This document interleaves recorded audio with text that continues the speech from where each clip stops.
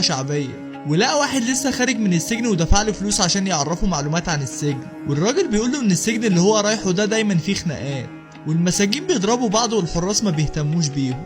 وقال له كمان انه ضعيف وهيتعرض للاغتصاب كتير جدا، والحل الوحيد عشان يعرف يتعايش هناك انه يقتل حد. وستان بقى مرعوب من السجن واللي ممكن يحصل له هناك، وقرر ياخد هرمونات ومكملات غذائيه ويتمرن عشان يعمل عضلات ويقدر يدافع عن نفسه في السجن. وهو بيتمرن اتخانق مع الكابتن بتاعه وبيقوله ان بقاله كتير بيتمرن ومفيش اي تقدم، وبيتهمه انه مدرب فاشل.